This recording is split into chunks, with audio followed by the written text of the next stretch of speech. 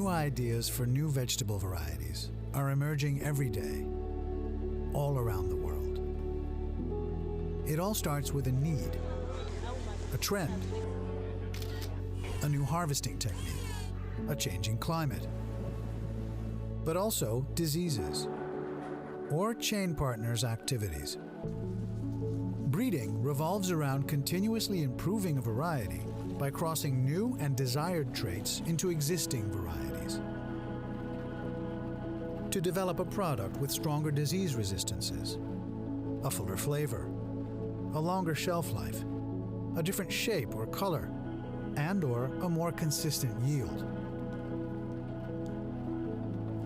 Every day involves decisions. How can I make the best use of my people and resources? Which idea should we focus on? Which need and which variety is our top priority? It's impossible to meet every need, and it's impossible to succeed alone. The ultimate challenge is to make the right choices.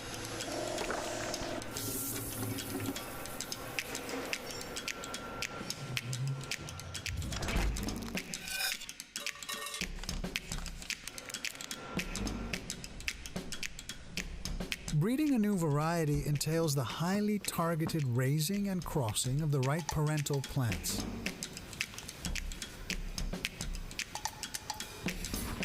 One of these plants contains the new desired traits. But each plant has thousands of traits, so gaining an overview of and then utilizing all those characteristics, or genetics, requires great expertise. After all, you can't see a plant's genetics from the outside. This makes it a complex process and one which requires a lot of patience because it can take years to go from a new idea to a new variety with the desired traits. In fact, sometimes it fails and we have to start all over again. Because a plant is a natural product, breeding in the new trait can also result in offspring with unintended traits. That's why we do reverse breeding, which is aimed at reverting to the parental line while retaining the new desired trait. The plant is verified against the initial ideas for the new variety each time, and all the data is saved at every step. After all, we need to be able to go one step back in the process if necessary. This spans many generations. On average, it takes 6 to 7 years to breed a new cucumber variety.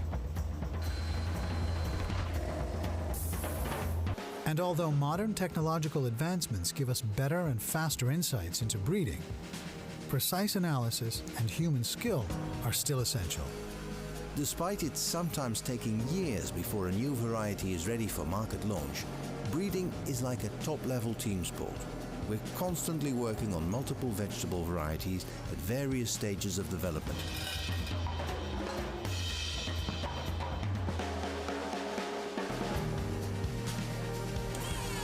The ability to innovate rapidly and anticipate market growth, which is influenced by numerous factors, is crucial. That's how we've been helping to stimulate vegetable consumption worldwide for almost 100 years.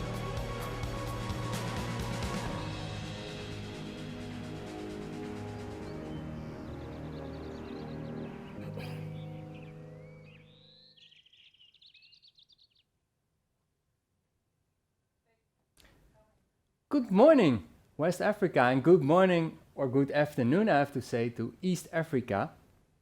Very welcome to this online training for Habanero. My name is Peter van der Zande. I'm the area manager at Rijkswaan for Africa, and I'm not alone in the studio. Next to me, Harold Peters, chain manager, also focused on digital, really an entrepreneur for Rijkswaan in Africa, also living in Tanzania, in Arusha. And next to Harold, we have Eugene, our Habanero expert. Thank you. Welcome in the studio. Very happy to have you here, both. We will today organize the course for all of you about Habanero. We will discuss, especially Eugene will tell us more about the viral disease pressure in Habanero, which can really affect your product. And Harold will also explain us the business case for Habanero, for you as grower, what it will entail, and how to become a successful grower. All will take approx 1.5 hours max. Before we go to the lecture, I would say, yeah, let's briefly discuss also our varieties. We are breeding in Tanzania, in Africa, for Africa. We have a dedicated Habanero breeding program. Also here in the studio, you see some nice fruits. This one, for example, maybe Eugene, you can tell us a little bit more about the varieties we have at this moment. Thank you very much, Peter, for this introduction.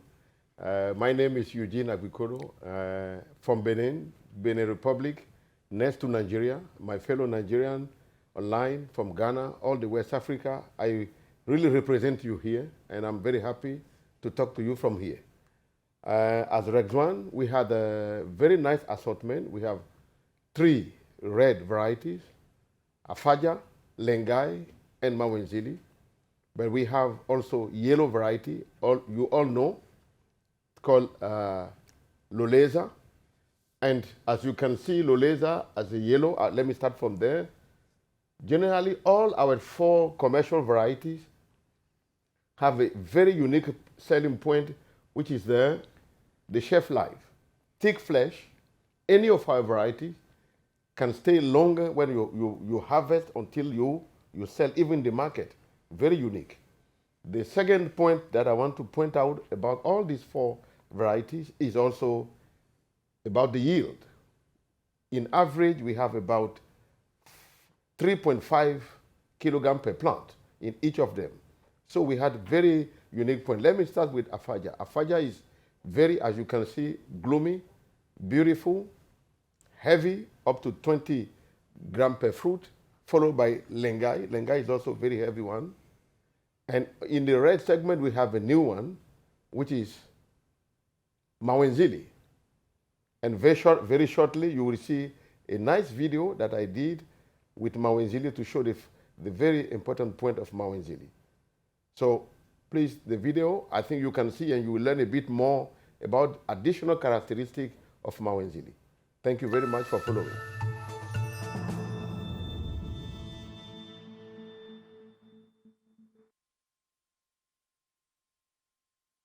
My name is Eugene Agbikodo, crop coordinator for African hot pepper. It's a very much pleasure for me to introduce you our new variety, 93 AR011. What is new about this variety is the plant type. The plant type is very vigorous, as you can see, very vigorous plant. Continuity, look at the top, up to the top, continuity from bottom to the top is really interesting. The other thing is, if you look at the fruit setting, continuity is very, very important. And compare with, you know already Afaja, and you know already Lengai on the other side.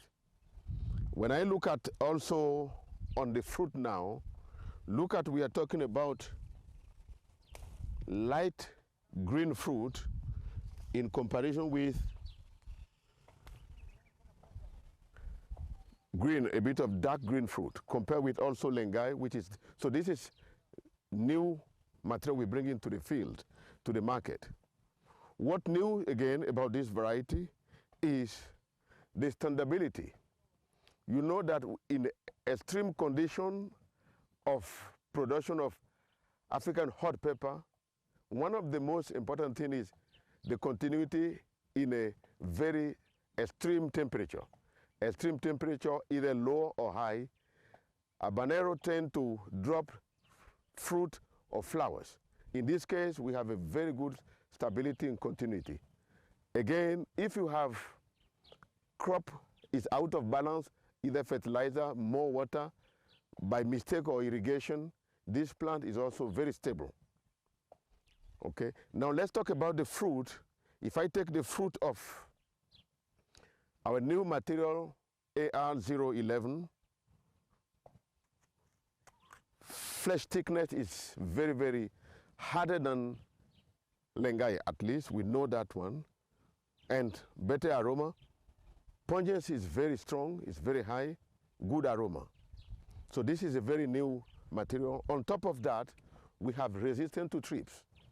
Good level of resistance to thrips. When we come to this, look at the continuity up to the top, leaves well developed. And then this adds very much to the yield. We have a very much stronger yield than both Lengai and Afaja in the red segment of our assortment. The fruit is quite big, is in average 15 to 17 grams per fruit. At least you can get from this new variety 4 kilos per plant.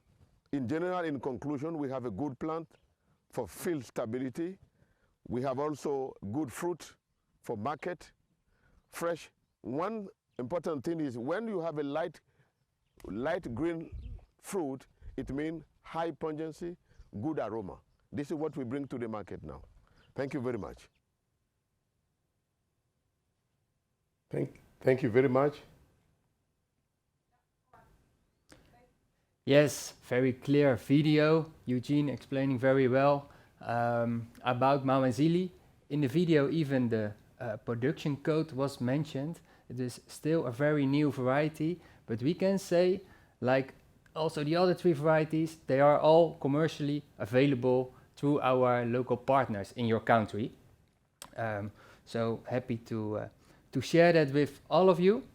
More about our local partners later on.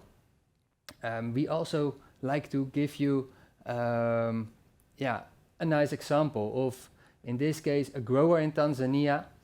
I have to look, Mr. Kambarali in Tanzania, who is working with our Habanero varieties, and he likes to share his experience with us. Let's have a look. Hello, I'm Kambarali Ladha, founder of Farmlands. We operate in Arusha, northern part of Tanzania, in Kisongo. We are occupying and operating on a 1.5 acre plot, a block which is occupied by the low laser hybrid habaneros from Raikzwan. It all started with a passion of consuming fresh veggies from my own farm. It gave me such a good feeling that we decided to grow more into this now as a business. We started, looking for the right quality seeds, and that's where Raikzwan came in with their distributors, Holland Green Tech. We've tried a couple of varieties. They perform very well. They haven't let me down in my productivity.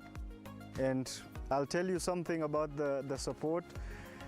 It's never a challenge to get hold of them. Whether it's remotely, they would be available on phone calls. They would assist you even if it's to come and do a site visit.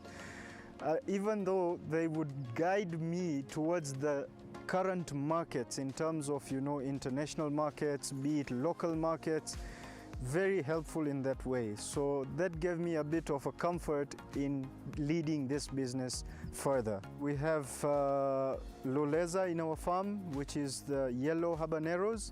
They perform really well, and from the point that we transplanted them during September, during the long extended dry season, and until the end of December, early rains arrived, we are now at the stage of harvesting. As you can see, the status of the plants and the fruits at the moment are really performing well. The quality matters a lot to us. You can see the appearance, the color itself, shiny look, giving a very good attraction towards a customer who wants to have it.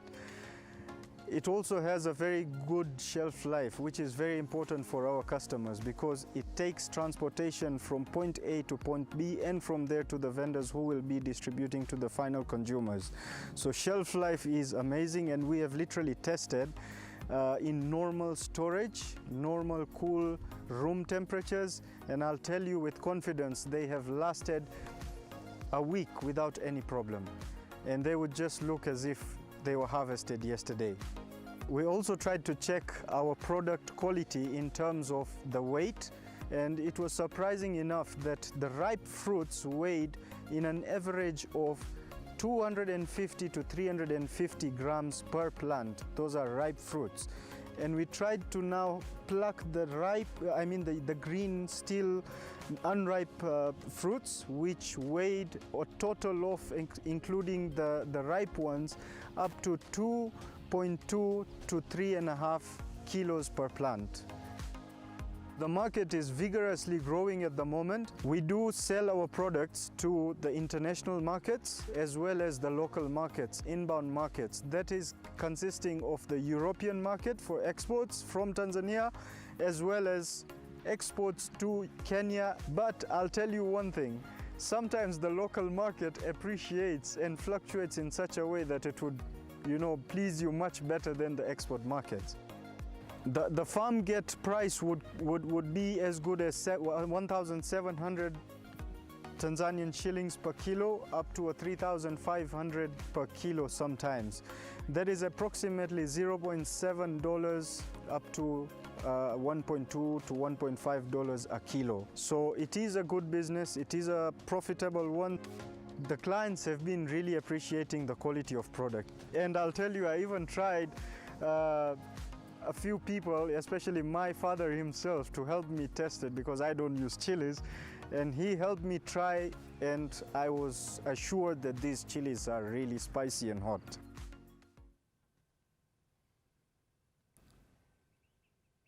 Yes, very successful grower and also a very happy grower.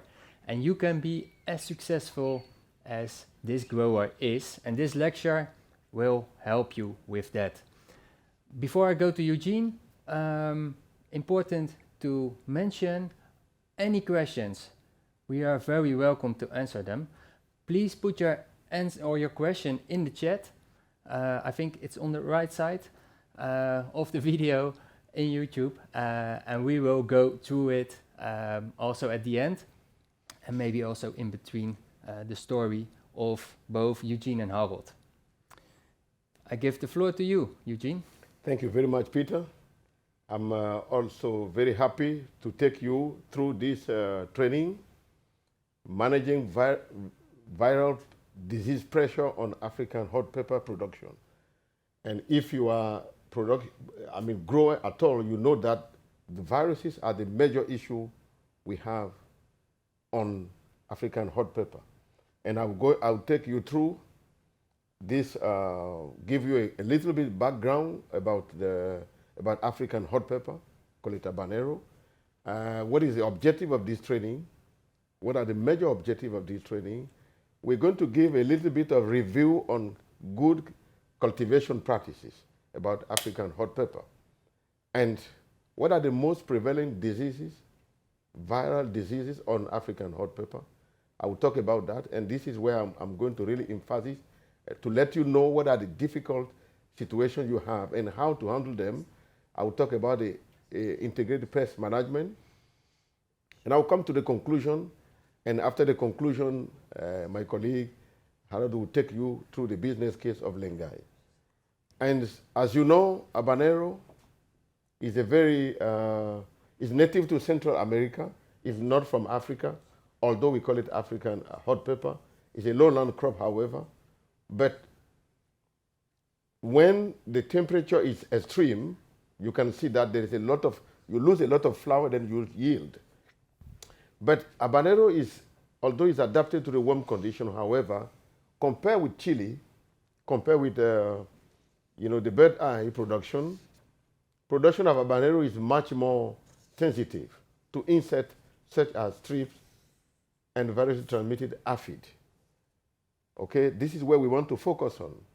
And therefore, the production of Habanero require more extra precaution in order to maximize the yield. If you really want to have the yield we are talking about, potential of the yield, we are talking about 2.5, that's in the worst scenario, 3.54, 5 kilo per plant in open fields. Then you have to take into account this training. It will help you for maximizing your yield. But look at it now, I put a bit of economic incentive. You see, it's a very, very important crop, especially in West Africa. If you grow habanero in a high peak period, you will get it a kilo of $3, even up to $5 or euro per kilogram of fruit. So it's a very, very important crop. You all know, I'm not teaching you anything. I know I have online professional growers who are making really business out of habanero, our varieties. Look at it now. Why some growers are very successful and why some are not successful? What are the reasons? This is one of the major things we want to learn in this training. The second thing is to know what are the viruses, challenges in African hot pepper, and how to manage them efficiently to maximize the yield. But before that, let me take you through very basic how to raise healthy and vigorous seedling. Very important. Look at it now. If you look at the germination, look at it now, beautiful, uniform. You can see very uniform plant in a tray, in the nursery. But look at it, how healthy this plant is. But before you get a good germination, this is the wrong one, you put it in the right position. If you put it too deep or even at the bottom of the tray, you're not going to get germinate. So this is the very one that you have to do. Okay, it's good to start with the clean seed. I will explain why. From Rex 1, raising seedling in a protected environment, protected area, is good to build up. If you don't have a sophisticated nursery, but you can also build with plastic on top to prevent rain to come directly on your seedling. But you can put a net surrounding.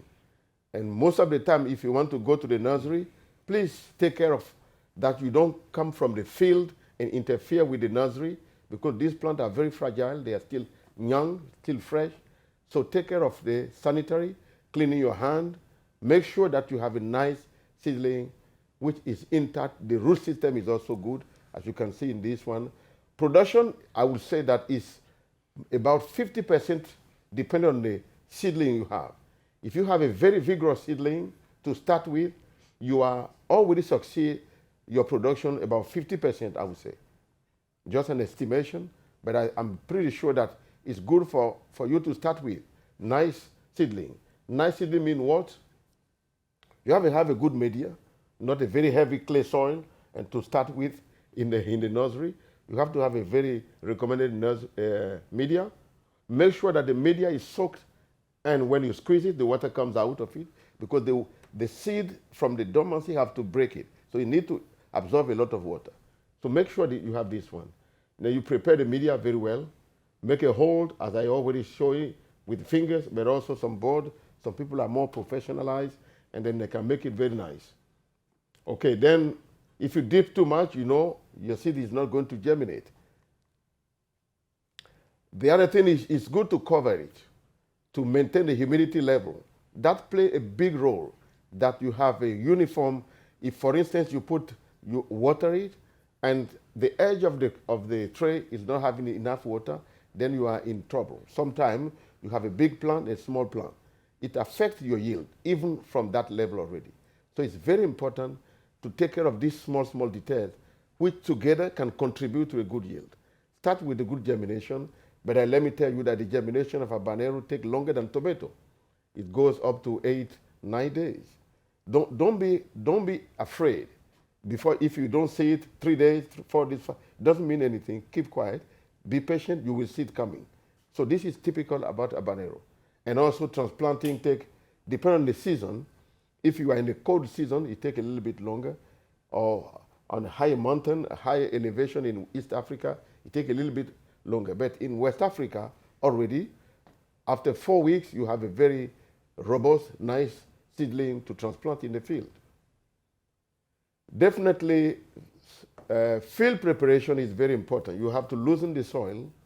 Make sure that, because habanero does not have a heavy clay soil, rather they prefer sandy to loamy soil. Okay? So field preparation is a key to successful production of habanero. Raise the bed, don't just throw the plant in the soil. raise the bed a bit, bring a bit of manure. It will help to loosen the soil for the root system penetration. Is nice also. And also drip irrigation, we recommend it. And plastic mulch. Why plastic mulch? It's very important. I will show it later. For thrift management, you know, thrift lay the egg. When they touch the plastic, they're going to burn out. Then you break the cycle of thrift also. So it's very important. And look at it now. This is a proposal. Each farmer has his own. We propose here, for instance, for you to have about 15,000 to 20,000 plants per hectare. And this is, for instance, a way to do it. 1 meter better wide, and then within bed, you can have 50 and 200. Then you are going to have a very, you know, it's not too tight, but you can already have a time to circulate, to go around your plant, to make them even much comfortable to bear the fruit capacity. And also look at it now. We also, because we know our crop are very heavy, they can produce a lot.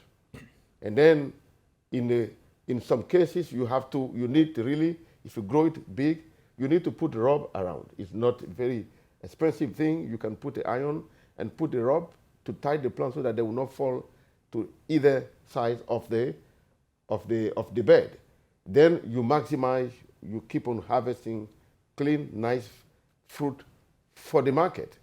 So I think this is a little bit of resume. It's not, the cropping system is not the topic of today, but I think it was very interesting to let you know. Let's go a little bit deeper into the subject of today. Some grower has the very low density due to the seedling even already. If you start with the seedling, weak seedling, you see a lot of empty space in this production.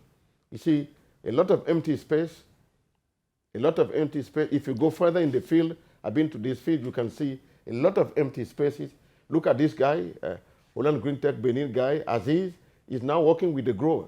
The grower is happy, but for me, I'm half happy because he can do even more. Look at where they are.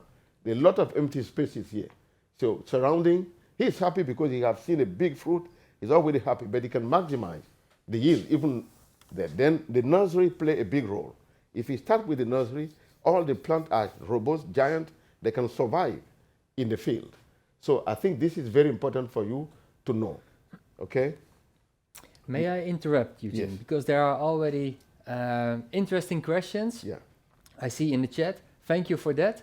Very, very helpful. And we will go through it. I will mention them. Okay. First of all, is it tolerate to drought, the habanero in the field? Yeah, Habanero is quite robust when it comes to, of course, tolerance is already a proportion of it. But I would say that habanero is more robust, it's standing still, can really, let me tell you the mechanism generally. When habanero is under stress, it closes the stomata of the leaf to lower the evaporation. So this is really specific about habanero.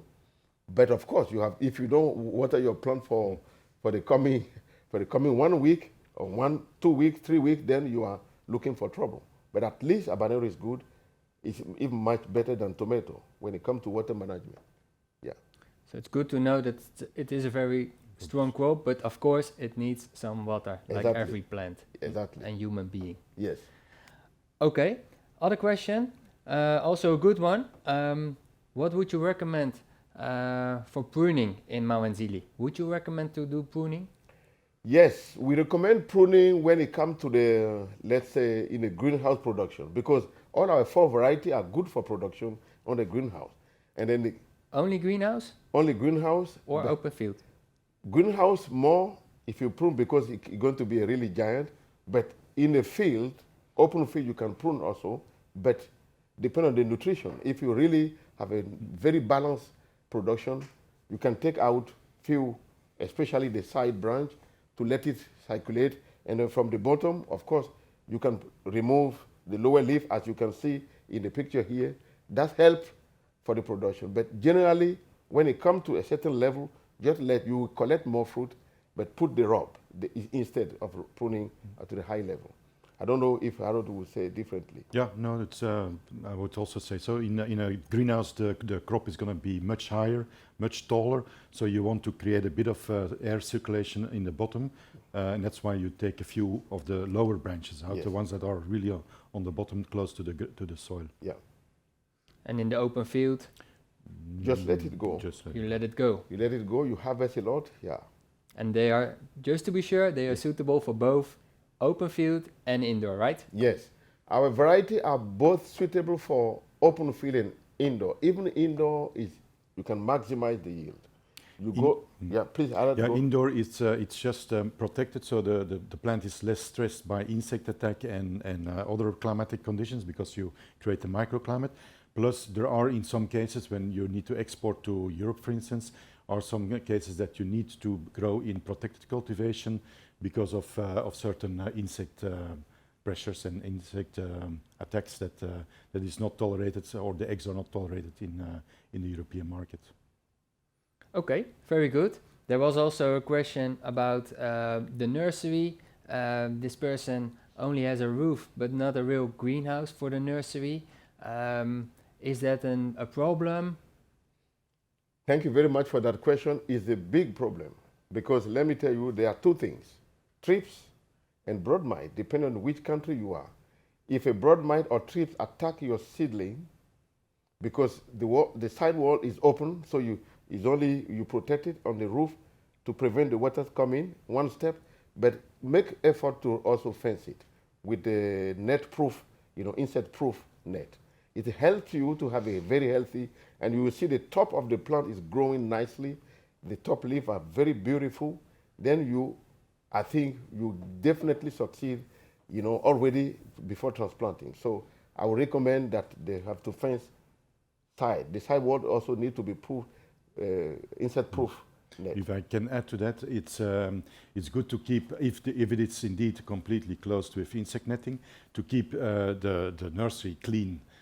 Because anytime you have an infection and you take seedlings out to the field, you basically infect your field. So in the nursery, there should be zero tolerance for any insect. So put out the roller traps, monitor, and whenever it is getting out of hand, react and do something.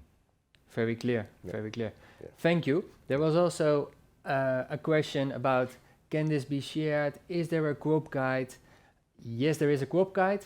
I would say go to rijksmanafrica.com where you can download the free crop guides, and we will put also the link in the chat so that you can find it after, of course, this training.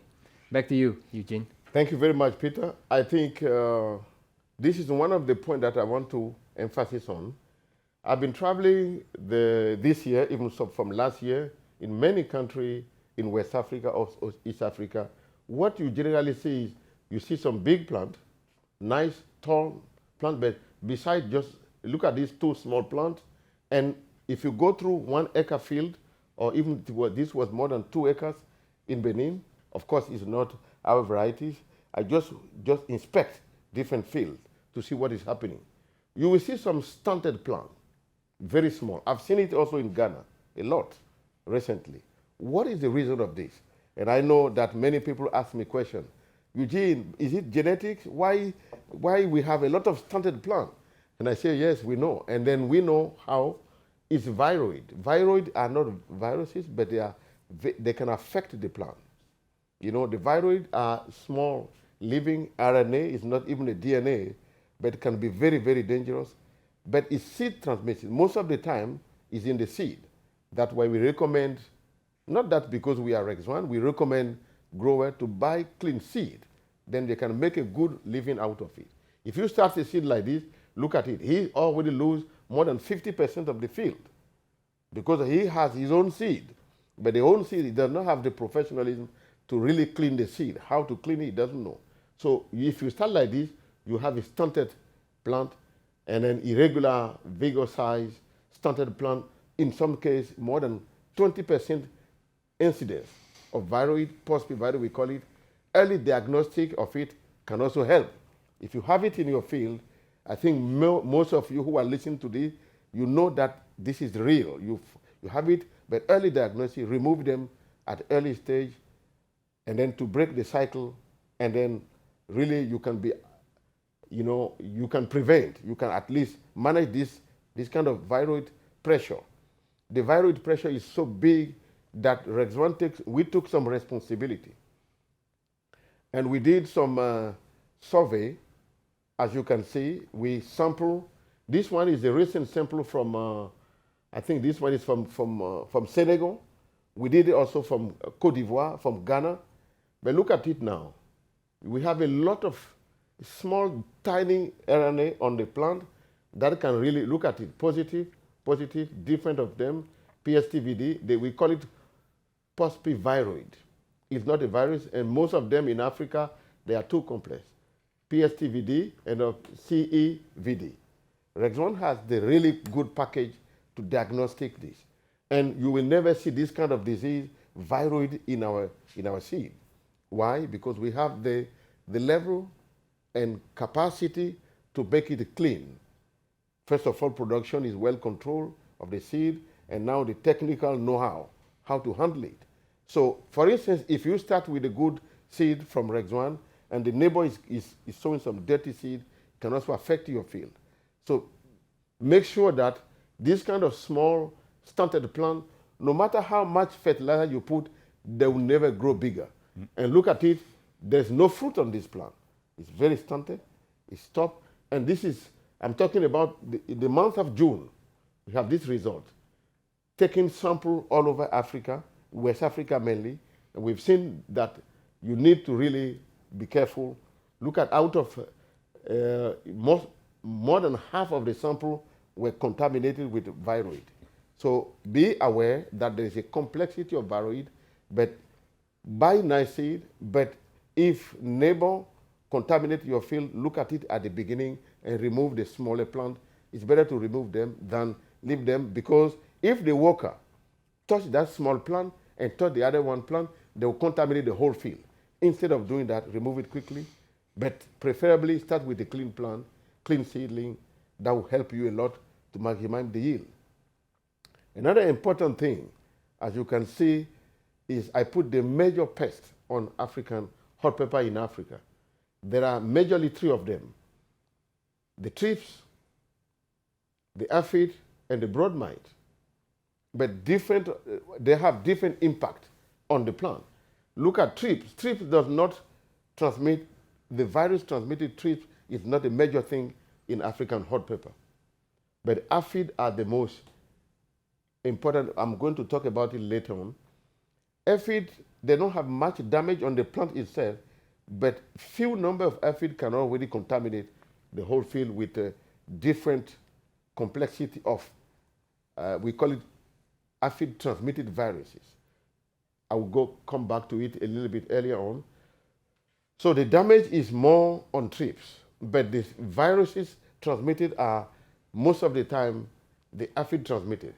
Broad mite come when you have a little bit, for instance, in West Africa, during the, from July, August, September, up to October, then you will have a little bit of cooler, up to 20, sometime in some places, 23 of them, even already, you can have broad mite in your field, in your plant. But I will talk about it later on. If you have a broad mite, how to take care of it. Look at it here now. We also, as Rex1, we did sampling. We did sampling in West Africa. We have already done it several times in East Africa. But look at the result. You will see that we have proteviruses. We also have, but we tried many other viruses like tomato spotted wilt. No, negative. It was not there. Although the field might have a lot of thrips, but does not transmitted the virus due to thrips. And we alpha, mosaic, a lot of things, but most of the positive results come from aphid transmitted viruses. So it's good for you to know that managing aphid is very important. If you miss to manage it, then you are looking for trouble. So aphid are the most important, that we have vector to provoke complex of virus pressure. I put them there, proteviruses, PVMV, PVY, depending when you are East or West Africa, TMV as well. The non-common one are thrips transmitted TSWV. The polariviruses are more of white begomoviruses, but they are not common in, you find them most of the time in, according to the literature, anyway, you find them more in Southeast Asia. But in Africa, we are not very much exposed to these white flies transmitted viruses in pepper. So it's very important to know that from now on, be careful with aphid. Thrips you can manage with some insect. I will talk about it later on. But look at the symptom, maybe it will help you.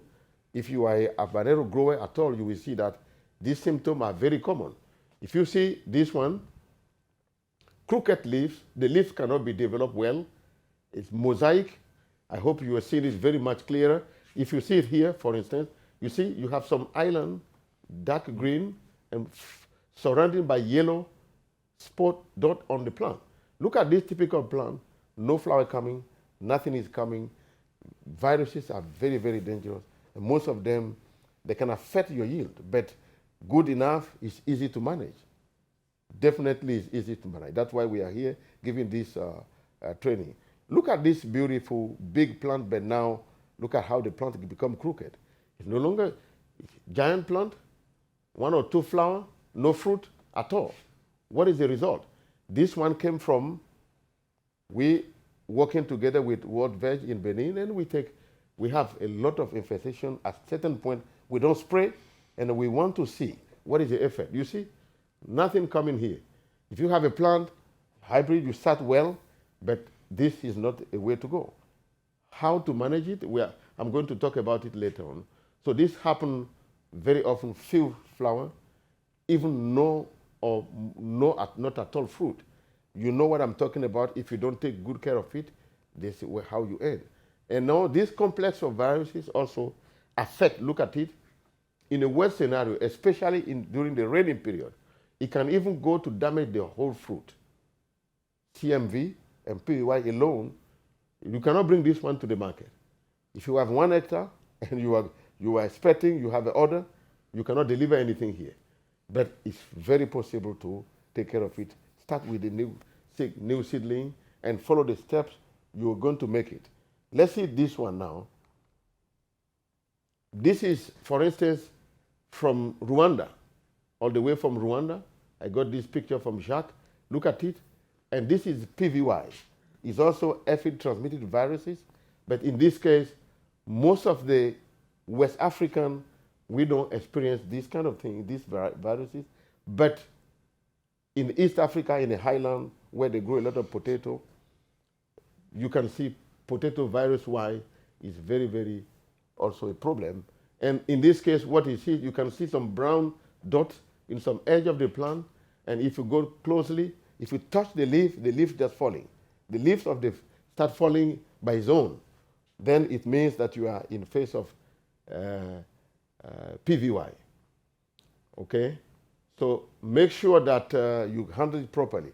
But look at it now, how to deal with broad mite. I make a look at it. In case you have a broad mite, look at here, you can't grow in this one. This top of the plant is choked by the broad mite, you know. But then if you have a broad mite, very easy to manage. Remove the meristem, cut it off, and then you can regenerate a nice side shoot, and then you can make a new one. But then from there on, make sure that you have a good spraying schedule. Okay? Crop protection. This is the most, very, very important. I want you to be more, pay attention to it now. When we are talking about thrips, there's no specific advice to give, but I will give you some really clear way to go. And thrips, aphid and greenhopper, actelic, I'm giving you our experience. You cannot, tracer is also very, we are not here to promote any company, wherever, but we are giving you practical advice that you can even copy it and try to see if you can find it. But most importantly, maybe I didn't write it down here.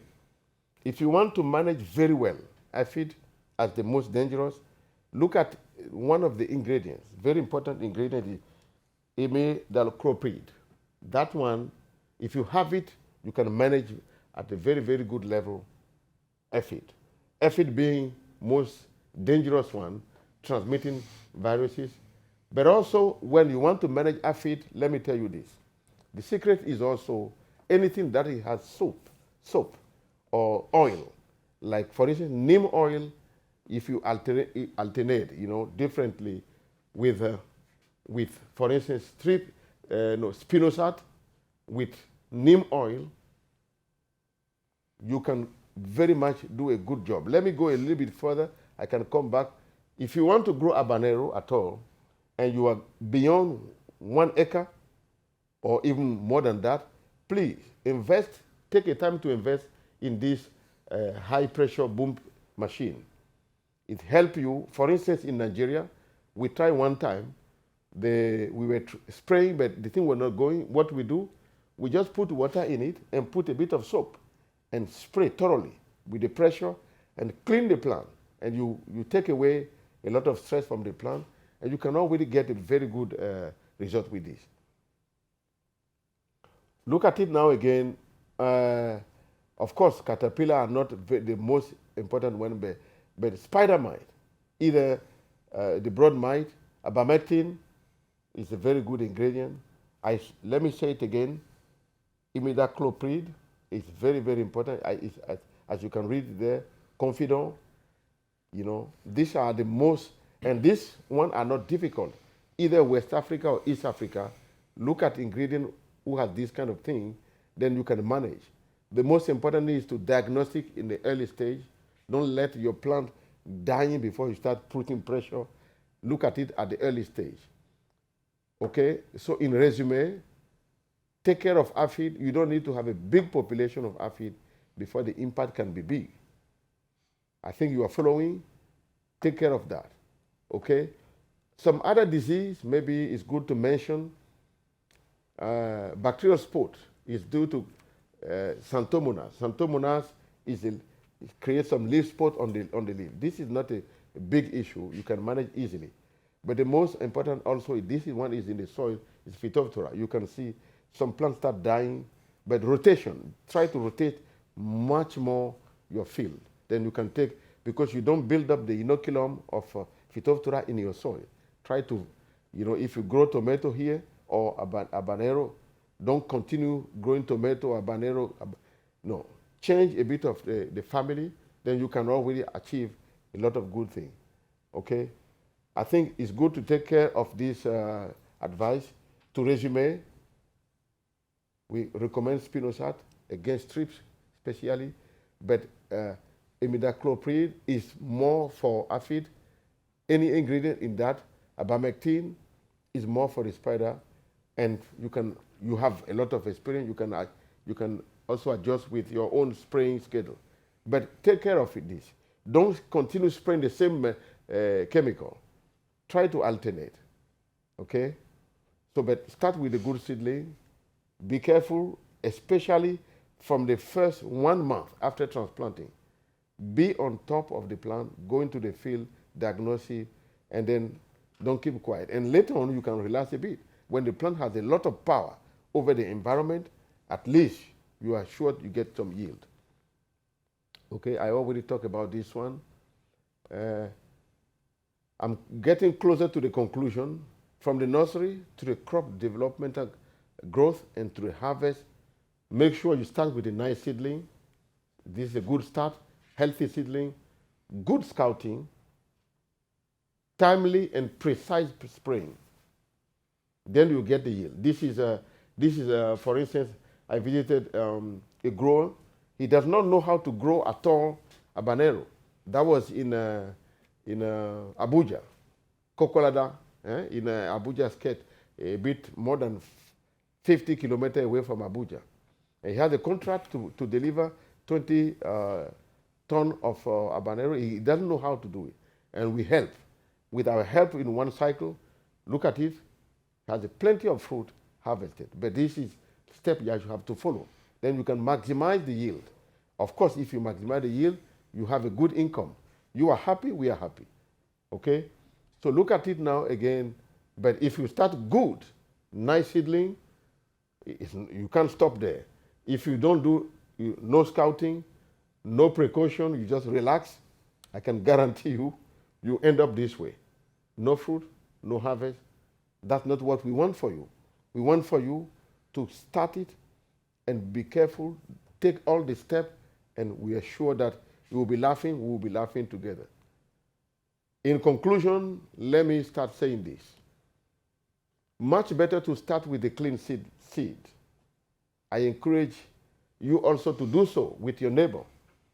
For instance, last time, the other time I was in Ghana, and with one of the agronomists of Holland Green Tech, we visit Volta region, and we're going and say, okay, in one of the fields we've seen a lot of problem with our variety. I say, okay, how does it come this way?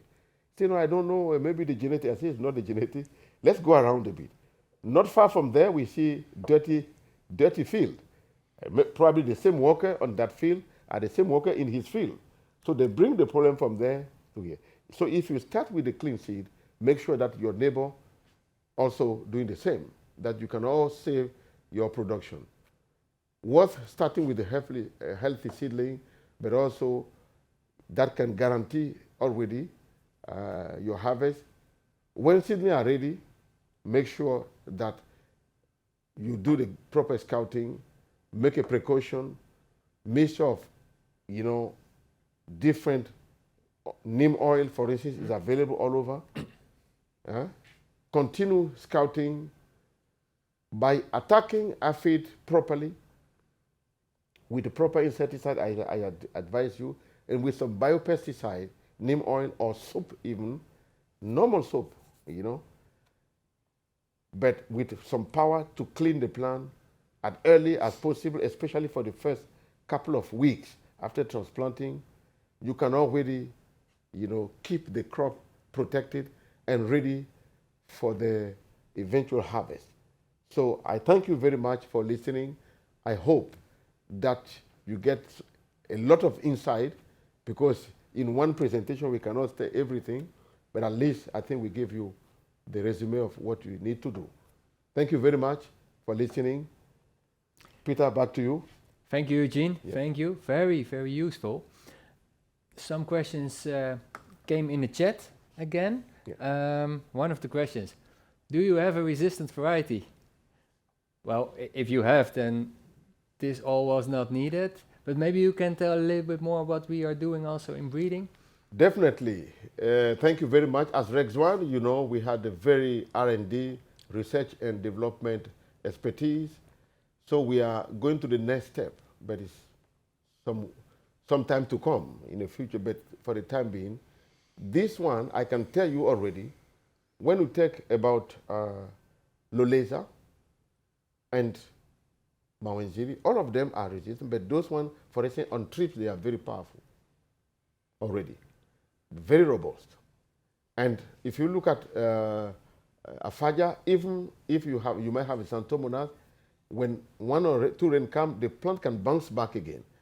Most of the growers in Nigeria or Ghana or Benin, they know what I'm talking about. So it's very, very important for you to really take care of the plant. The resistance are coming.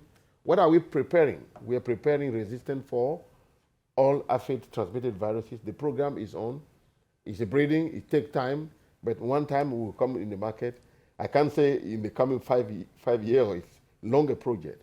Yeah. So, but definitely you're going to get them. Yeah. Yeah. Back to you, Peter. Good to know that the varieties we already have available commercially in all African countries, that they are already very strong. Very strong. And of course, as Rijkswaan Breeding Company, we are developing and improving even. Yeah. Yeah. So more to come. Yeah. These are already very strong. Yeah. Good to know. There was a good comment also from Wedi Farms. Okay. They said, we actually need a forum to share best practices with each other. So a forum with all habanero growers together. And I really like the idea. So that's really something we can think of. Yeah, I agree with you, Peter. I think it would be something nice, a good idea. Then we can throw idea, technical support, yeah.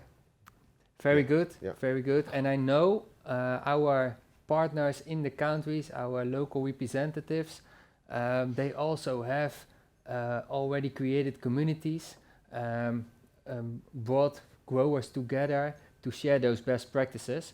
So yeah, I also saw a question, are seedlings, for example, available in Ghana? Please contact our distributor, our partner in Ghana, Holland Green Tech Ghana, and they can definitely help you further with that. They know exactly where everything is available, and of course the seeds are also available through them. And the same applies for all the other African countries. Please contact our local partner, and we are there for you to help with the seeds and the services. Thank you, Eugene, again. Thank you very much for this clear presentation. Yeah. Definitely interesting. Crop protection, very important. Yeah. Keep the diseases and the insects out of your field. Yeah. Yeah, and I think that is maybe also the bridge. It needs a lot of attention. It needs a lot of effort, and you have to invest a little bit to keep it clean. Is it then still profitable to produce habanero? And I think Harold can tell us much more with the example of the business case for habanero. Yep. Let me move over here. Good afternoon, Africa. Welcome again. I'm Harold Peters, Business Development Manager for Sub-Saharan Africa. I've done something wrong here. That went very fast, but please continue. It will be managed. When one thinks about a business case, we always think Rex One caters for professional growers, and when you think about a professional grower, one sees large-scale growers, big greenhouse complexes. Well, I'm going to take you through an example of a smallholder grower who I think professionalizing or professionalism is a mindset, and she will prove, or she has proven, that it is indeed a mindset. And with a small field, one can also cater or manage to get good yields and a good income and a livable income from our varieties. To cater for that, we also have the four varieties that we have heard of from colleague Eugène. Now, these seeds are available in the smallest package imaginable, 100 seeds. 100 seeds, I mean, that is really very affordable for smallholder farmers. They have the Rex One stamp, and that means that they are following any Rex One quality control and quality assurance that we have that goes for any seed of our seeds. So that is one of the things that we have done, is to offer those packages those seeds in smaller packages and make them hence available for growers. So yeah, it's not only a large-scale grower that can make a business case. You also talk about smallholder farmers. If I show you a business case, it's from this lady, Mrs. Rukia, from Moshi in the higher regions of Tanzania, at around 800-900 meters altitude. I will explain the business case. Don't panic. This is quite a lot of information, what you see here. I have written in the first block up there in the right here the name, because of course we want to keep on communicating with the person. And I have a bit of information about the size of the field, and it is a smallholder grower. 560 square meter was this cycle, was this crop, on a field of 1 acre, which also includes Mama Rukia's house and an orchard. And so it is, we talk here about really a smallholder farmer. With, on that amount of square meters, 1,400 plants. Then I'm going to talk, but I'll take you in detail through those through those figures about the length and the duration of this cycle, about the harvest and the income that it generated, what it tells you about the crop itself, about the plant. And then I also managed to get, by interviewing her, to get some information on what were her expenses and how does that now relate to the income generated. This slide comes back towards the end, so now I will talk about it one by one. So here you see again the basic information: 560 square meters, 1,400 plants. That is quite dense. That is about 2.5 plants per square meter. I assume that was also because Mama Rokia has indeed a small plot and she wanted to make as much use out of it as possible. The other information was that it's from June 2018 to January 2019. That is not the most ideal start. I will explain you why. Because African hot pepper is a plant that likes warmth, and of course also at that altitude it will slow down. And we see that in the time that was needed from sowing, 23rd of April, to transplanting. It took 46 days to do the transplanting. Normally we see a timing of 25 to 30 days is more than enough. Also the first harvest after 3 months and a bit is normally longer, but that is really because the plant was sitting through the cold season in East Africa, highland, and then started producing. The total cycle in the field was 221 days. The 269 is including the sowing time. So in 221 days, the whole cycle was completed. That's the first thing that it tells us. Interesting data. If you plan a new crop, a new cycle, how much time do you need from sowing to transplanting? How much time to your first harvest? And how much time in the field? A plant doesn't have the eternal life. It will die, or it will start becoming older and not productive anymore. So you want to take it out of production.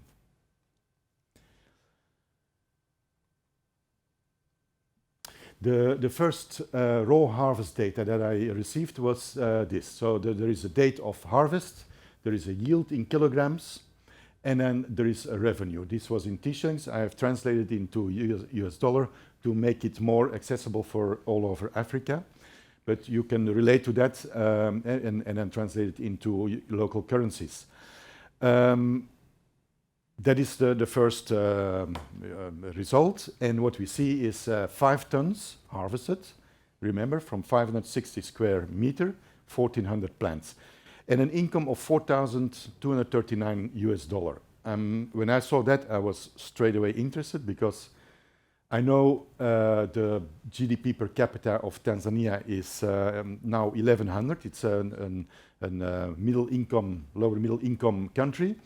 That means that Mama Rokia managed to get 4 times nearly the GDP per capita gross income over a period of 221 days. Is roughly 8 months.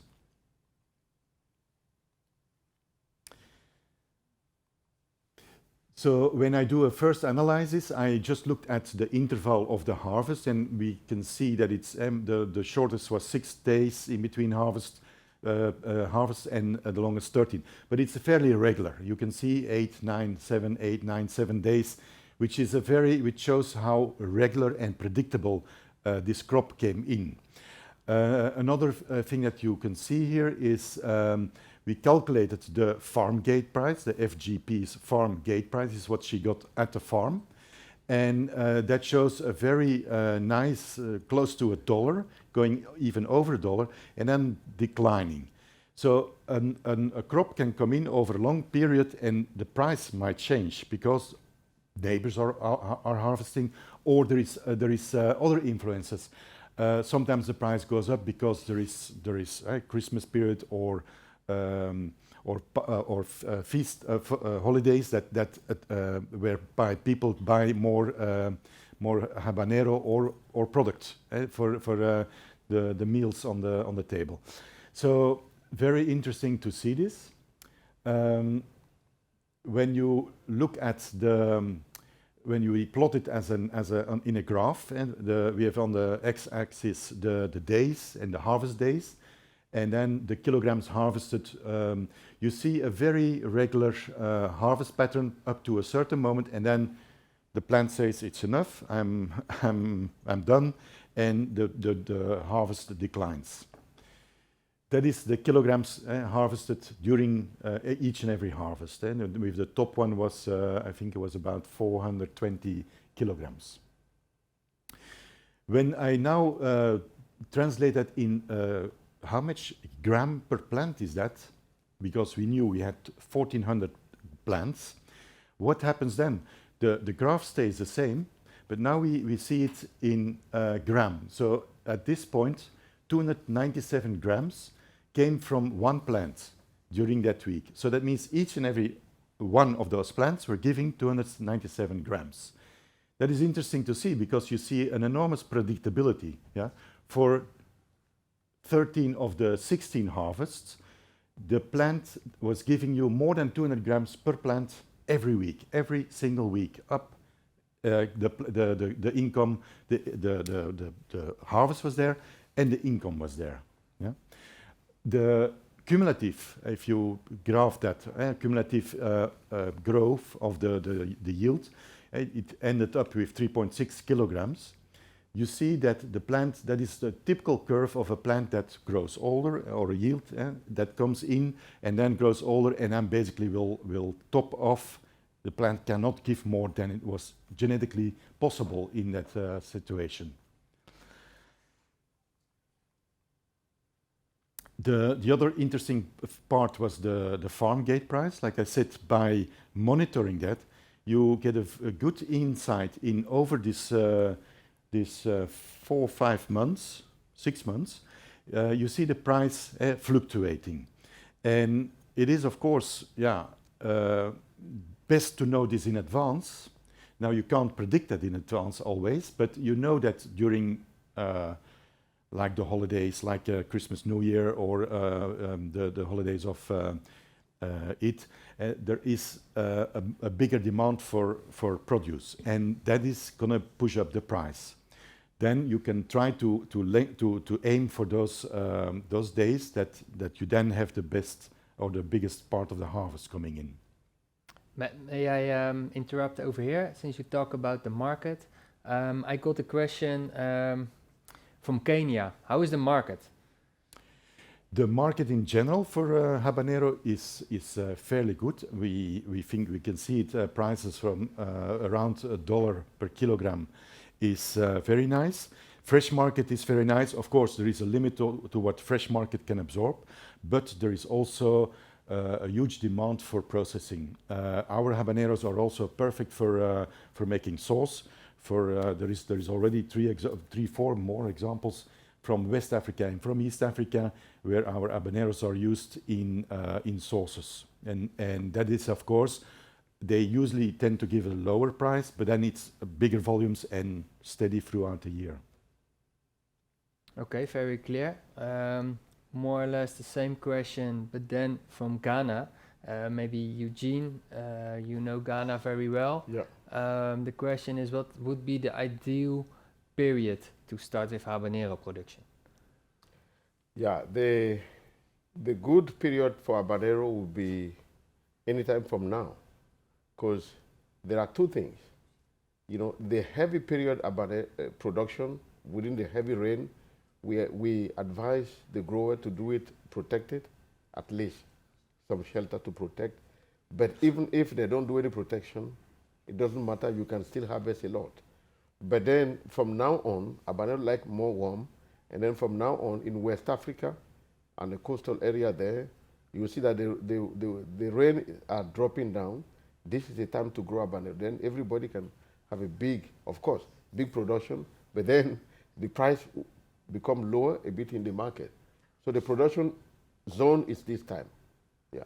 Any idea about the price at the moment in Ghana? The price at the moment in Ghana, even from the previous price, is still high. I think when I was there, was in March, it was $3 per kilo in Ghana.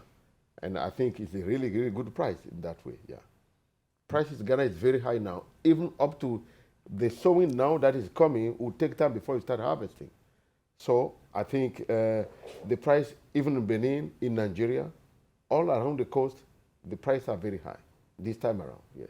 Okay, Yeah. very clear. So this is the moment to start actually Exactly. producing habaneros. Yes. Okay, thanks. Back to you, Harold. Yeah.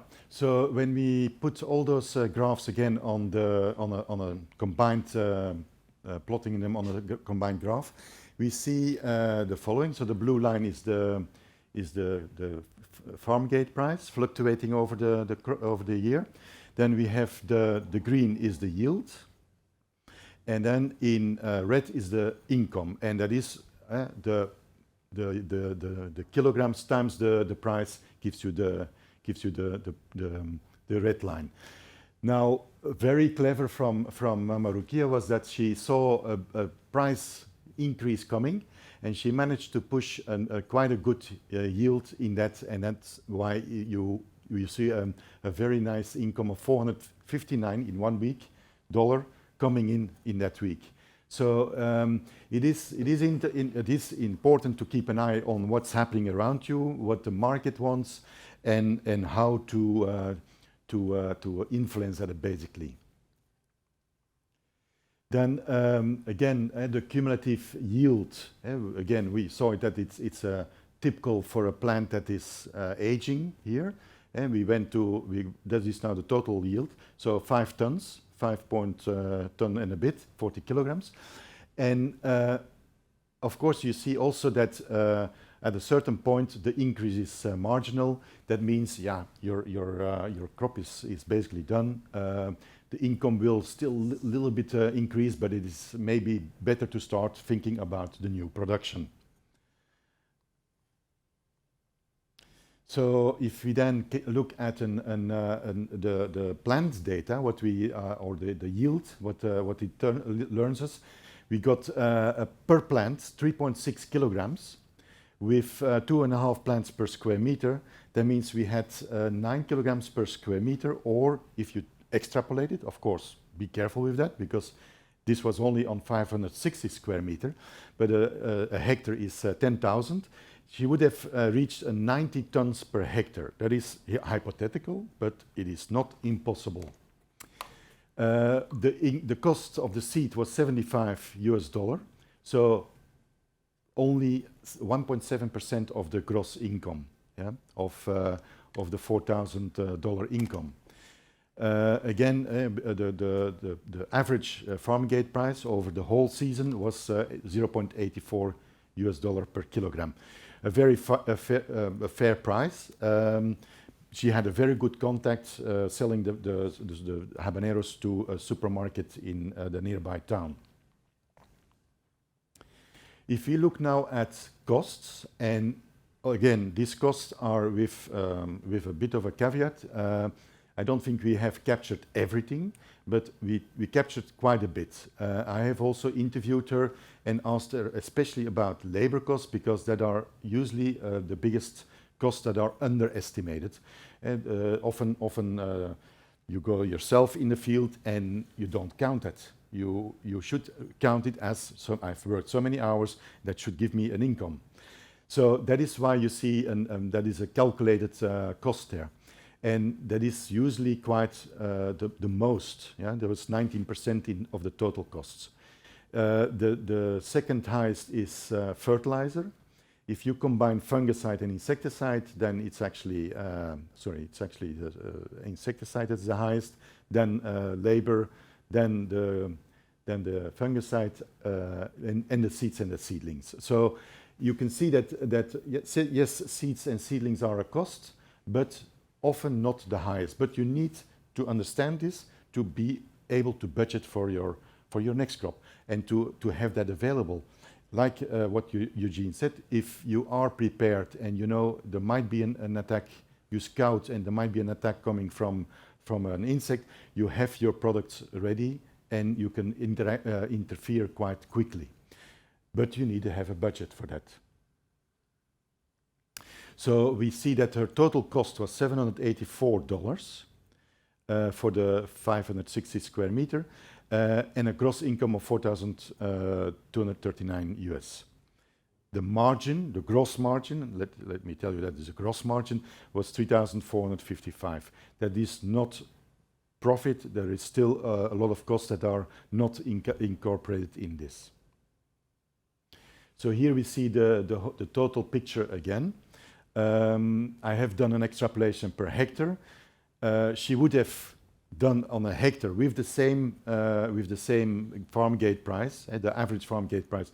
She would have gotten $75,000 US. Sounds a tremendous amount of money, but it's possible. But she would also have spent $14,000 US. Now I think 14,000 is also a bit on the high side, because what you get, of course, if you go to higher or larger areas, you get an economies of scale, and you will use your products, your labor much more efficient. Yeah? You can then go even down into calculating it per square meter, your cost per square meter, or your income per square meter, and per square meter per day or per cycle day. Yeah? That gives you all much more insight in what you are exactly doing. So if I can summarize, we were talking here about a smallholder farmer, but like I said, a professional one. She's passionate about what she's doing. She found herself a training that we were also involved in Sevia, Seeds of Expertise for the vegetable industry in Africa, which was a 7-year-long program in collaboration with partners. And she was also in a women's group, supported by another NGO. That was the Japanese JIKA, the Japanese Development Agency. That all brought it together and made her a successful farmer and a successful crop. The picture that I showed you, she had the yellow habanero in her hand, but it was about our lengai. That was already the second year. So when I took the picture, she was already on the next venture with our yellow habanero. So again, this proves that by proper good agricultural practices and the predictability of our seeds, you can grow predictable. You can grow predictable for a retailer, for a market, for a processor, and that is the beauty of our varieties. And about having a hybrid variety which is stable, which is always there, and with good agricultural practices again will perform. So our varieties are available throughout Africa. The dark green patches are where we have distributors, and our distributors are listed here below. You can always contact us to get the contact information. We have in South Africa, in Tanzania, Egypt, and Morocco our own subsidiaries. And I wish you a lot of success, and you can have fire away with questions now. Thank you, Harold. Thank you to have this clear picture about what to expect and what can be achieved even on a small plot. It is all about good inputs, good seeds, of course, but also the management is important. Mindset, yeah. It's a mindset, as you said, very well. Some more questions before we close, because time is going fast. Question from Yang. How many plants per acre?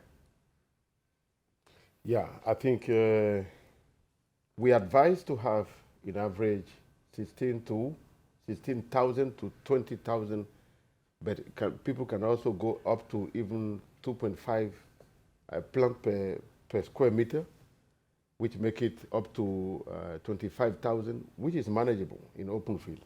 I think anything 20,000 plant per hectare is workable. 16 to 20,000 is definitely a good figure. It always also depends on your soil, on your layout of your irrigation system, on your skill, and it's actually the skill of the farmer that will determine where is the optimum, because the more dense you go, normally your line goes up for a yield, but then there is a point where there is an equilibrium, and after that, if you plant too dense, your plants start competing with each other, of course.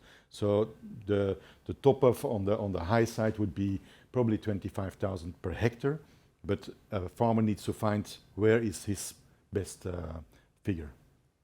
Okay, so actually from 16,000 to 25 24, 22 hectare. Per That's hectare. important. Yeah. in terms of acre. That's about 6,700 per acre till close to 8,000, 10,000 max. Yeah. I would say.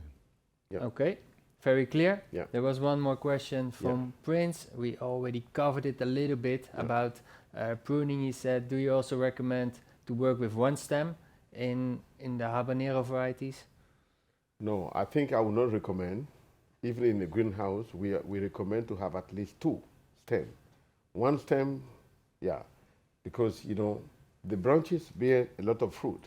If you remain with the main stem branch, then you are losing all the yield on the other branch. So I think on the lower side, fine, but when it comes to some level, just let the plant grow and you can harvest. Yeah. I would not recommend one stem. I don't know about. Well, I'm just looking behind at the picture behind Peter. There you see one stem, but then of course it starts branching out, and that is also done because you get then a better aeration on the bottom. Because if your rows are pretty close to each other, you want a bit of aeration to keep your plants dry after a shower. Yeah. Thank you very much. Yeah. I think what I'm saying is, from lower you have only one plant, but then let the plant become, big. You know, you should keep on harvesting. Yeah. Okay, Yeah. very clear, very clear. Thank you for that. So I think, Prince, you have your answer. Good luck. Coffee also likes to start farming habanero. First time, what size would you recommend? Yeah, I think for a beginner, I think I won't go more than let's say 1,000 square meter or 2,000 max, but don't go beyond 1 acre to start with, because it's quite demanding. Yep. If you want to do it properly, start small and then build it up. That's what I would say. Yeah. Start maximum with 1 acre. Yes. Yeah, think it through. Know where you're going to sell it, when you're going to sell it. You have seen now that you can really start making planning when your first harvest is coming, when your last harvest is coming, and then have a budget ready, because you know you're going to need to spend, and you need to feed those plants, because they're going to produce you quite a bit of fruits. And that is all taken out of the soil and out of the farm, so that needs to be replenished to keep the balance in your soil. Yeah. Very clear. Thank you. Because of time, I think we have to close. There were also some other questions, for example, about nutrition. Also, of course, a very important topic. I think we can talk hours about it already, about nutrition only. Needs a new. And for that, of course, also contact our partners.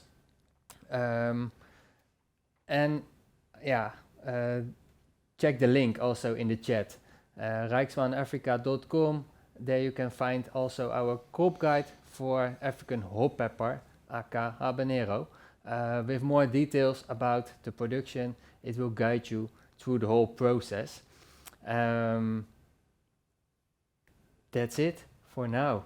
We will show you, of course, the slide, and it will stay there for a while with our distributors, our partners, where our seeds are available in your country. Please feel free to contact them, and they can also help you not only with seeds, but also with more information, linkage to market, etc. We are there for you, and also here from the studio in the Netherlands at Rijkswaan, we wish you lots of success with Habanero, and thanks for watching. Thanks for joining. Yep. Thank you very much. Yep, It thank was you a very pleasure much. to talk to you. Bye-bye. See you next time. Bye. Thank you.